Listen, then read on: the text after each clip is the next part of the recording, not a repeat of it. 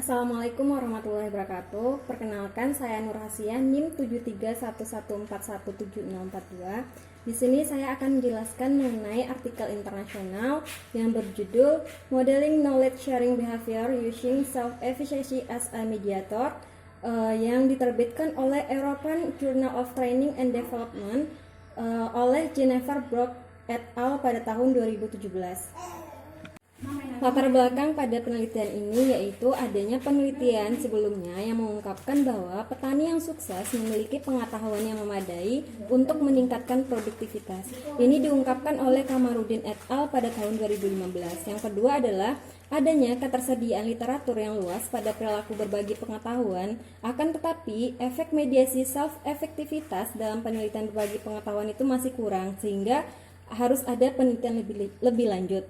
Yang ketiga yaitu peneliti sebelumnya yang menggunakan self-efektivitas sebagai variabel mediasi hanya berfokus pada variabel kriteria lain seperti penetapan tujuan dan kinerja, etika kepemimpinan, dan teknologi kreativitas untuk olahraga, sehingga untuk mengisi kesenjangan empiris dibutuhkan penelitian lebih lanjut tentang perilaku berbagi pengetahuan dalam konteks pertanian.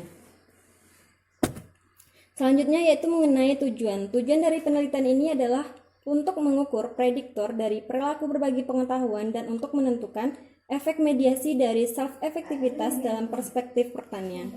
Selanjutnya yaitu mengenai teori yang digunakan dalam penelitian ini. Jadi terdapat dua teori yang digunakan dalam penelitian ini, yaitu teori kognitif sosial dan teori Edwards, Cowdery, dan Alam pada tahun 2007. Untuk teori kognitif sosial merupakan teori yang diterima secara luas untuk menjelaskan perilaku individu yang diungkapkan oleh Compeau dan Higgins pada tahun 1995. Dan menurut Bandura juga, sumber yang paling berpengaruh dari self-efektivitas adalah pencapaian pribadi yang didasarkan pada penguasaan pengalaman. Yang kedua yaitu teori Edwards, Cowdery, dan Alam, yang mana Edwards et al. Pada tahun 2007 mengungkapkan bahwa pembentukan self-efficacy memberikan informasi yang berguna tentang bagaimana orang dapat memutuskan untuk terlibat dalam perilaku berbagi pengetahuan. Jadi, melalui orang lain mempraktikkan perilaku berbagi pengetahuan ini dapat mempengaruhi individu untuk berperilaku hal yang sama.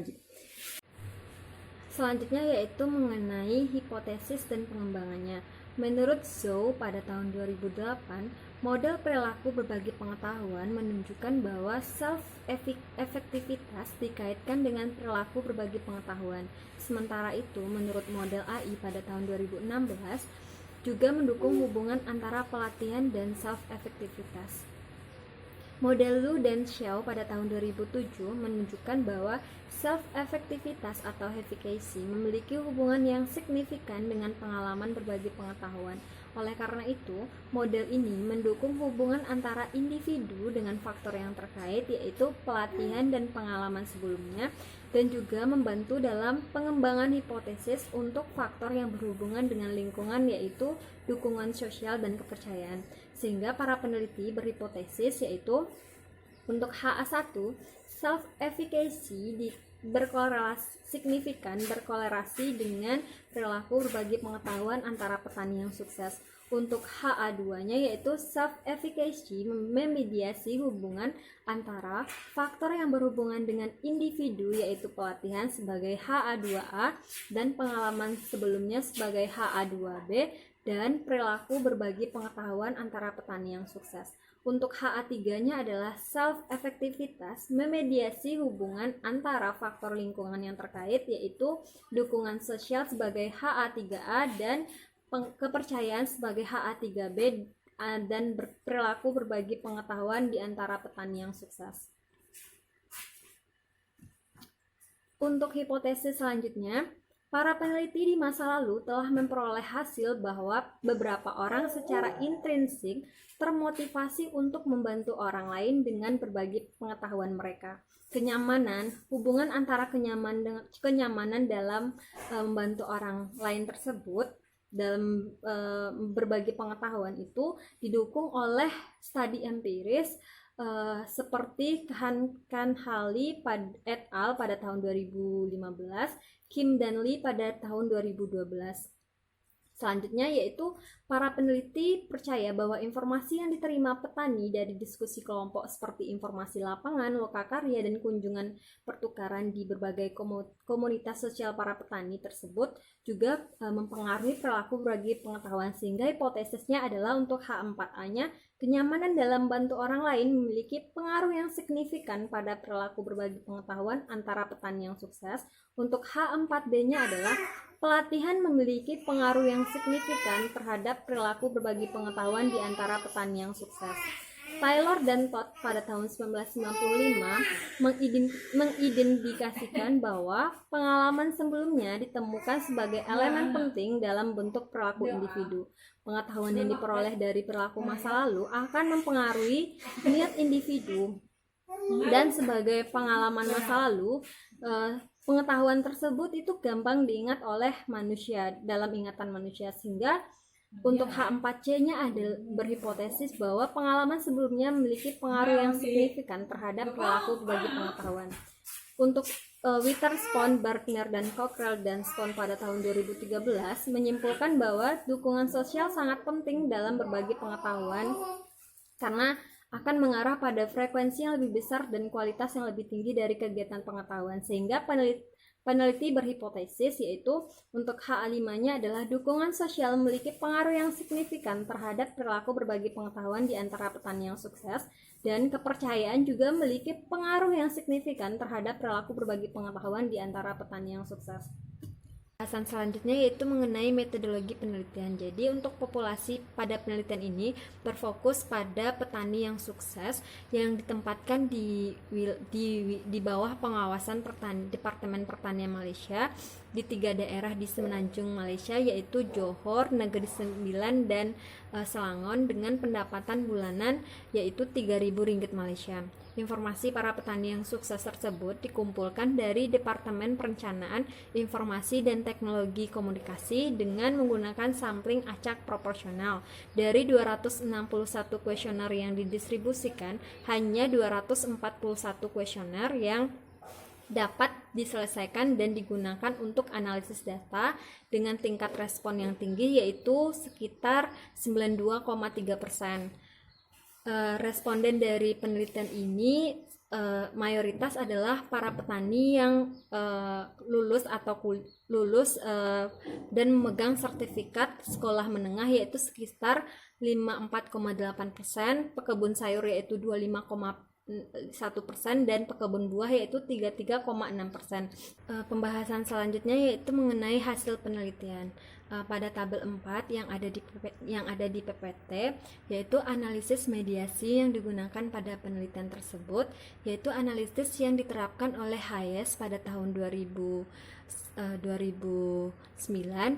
Lakobuchi et al. Pada tahun 2007, dan McKinnon et al. Pada tahun 2009. Hasil yang diperoleh dari tabel 4 tersebut menunjukkan bahwa validitas diskriminan untuk semua variabel itu signifikan, kecuali efek mediasi self-efficacy atau self-efektivitas tidak menengahi hubungan antara pelatihan dan perilaku berbagi pengetahuan, sehingga hipotesis A2A-nya di sana itu tertolak atau tidak terdukung. Selanjutnya yaitu tabel 5. Tabel 5 itu yaitu pengujian tes model struktural yang menunjukkan bahwa semua variabel yang diuji itu signifikan, baik itu hipotesis A4A, hipotesis A4B, hipotesis H4C, dan hipotesis HA5A serta HA5B itu terdukung. Hasil pengujian itu signifikan karena T-value yang dihasilkan masing-masing variabel itu lebih besar dari 0,05. Kita ambil contoh yaitu seperti dukungan sosial. Dukungan sosial itu berpengaruh terhadap perilaku berbagi pengetahuan, yang mana T-value yang dihasilkan adalah 4,449, lebih besar dari 0,05, sehingga signifikan. Dan yang pada tabel 6 ini menghasilkan efek mediasi pada tabel di samping itu. Pada tabel tersebut menunjukkan self-efektivitas atau self-efficacy itu tidak menengahi hubungan antara pelatihan dan perilaku berbagi pengetahuan, sehingga untuk hipotesis A2A-nya itu tidak terdukung. dan nilai T-value yang kecil yang dihasilkan dari tabel tersebut yaitu kurang dari 0,05, yaitu sebesar minus 0,014. Sementara untuk ketiga efek mediasi lainnya itu signifikan karena T-value yang dihasilkan itu adalah lebih besar dari 0,05. Pembahasan selanjutnya yaitu mengenai kesimpulan penelitian. Jadi pada penelitian ini mengemukakan bahwa faktor-faktor yang berhubungan dengan individu yaitu kenyamanan dalam bantu orang lain, pelatihan, pengalaman sebelumnya, dan faktor yang berhubungan dengan lingkungan yaitu dukungan sosial dan kepercayaan secara signifikan mempengaruhi perilaku berbagi pengetahuan. Self-efficacy memediasi 3 dari 4 variabel yaitu pengalaman sebelumnya, dukungan sosial dan kepercayaan, dan satu variabel lainnya yaitu pelatihan tidak dimediasi oleh self-efficacy. Hasil ini juga bertentangan dengan temuan penelitian masa lalu yaitu perbedaan dalam konteks studi dan berbagai metode pelatihan yang digunakan dalam memperoleh dan berbagi pengetahuan itu penelitian oleh GIS pada tahun 1989 yang mungkin menyebabkan temuan yang tidak signifikan. Kalau menurut saya selain itu para petani di masa sekarang itu tidak memiliki atau kurang memiliki minat terhadap pelatihan atau training karena untuk saat ini, untuk masa ini informasi yang diperoleh itu gampang, sangat mudah diakses, baik itu melalui WhatsApp group, melalui internet, melalui jurnal, majalah maupun melalui lembaga penelitian. Jadi secara keseluruhan itu para petani itu gampang untuk mengakses informasi dari berbagai media tanpa harus melakukan pelatihan. Selanjutnya yaitu mengenai saran penelitian. Jadi terdapat 2 saran penelitian. Yang pertama yaitu saran praktis dan saran penelitian di masa mendatang. Untuk saran praktisnya sangat penting untuk memahami hubungan antara prediktor dan perilaku berbagi pengetahuan karena memungkinkan Departemen Pertanian untuk mengembangkan inisiatif yang efektif untuk diimplementasikan dalam rangka membantu petani membangun karir sebagai petani yang sukses.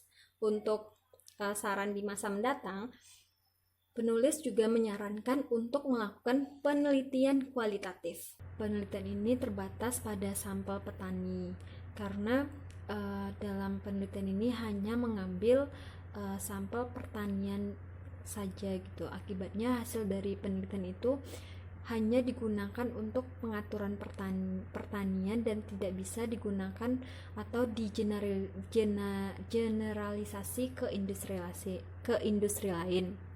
Yang kedua yaitu penelitian ini menggunakan persepsi individu untuk rating perilaku pemberi pengetahuan, dan juga studi cross-seksional ini mungkin tidak dapat menangkap persepsi perilaku berbagi pengetahuan di sepanjang waktu, dan mayoritas hubungan ini didasarkan pada temuan yang beralasan dari penelitian di masa lalu.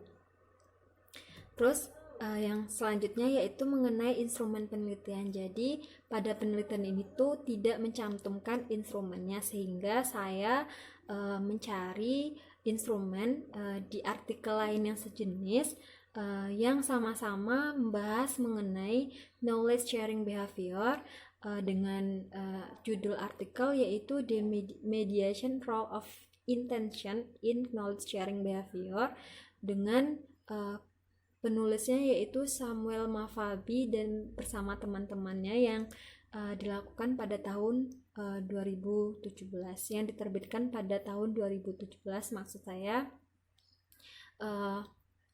Mungkin sekian dari penjelasan saya terkait artikel internasional mengenai tema knowledge sharing behavior. Kurang lebihnya saya mohon maaf, dan apabila ada penjelasan atau uraian saya yang teman-teman itu tidak mengerti atau kurang dipahami, nanti bisa ditanyakan lewat diskusi di grup. Kurang lebihnya saya mohon maaf. Assalamualaikum warahmatullahi wabarakatuh.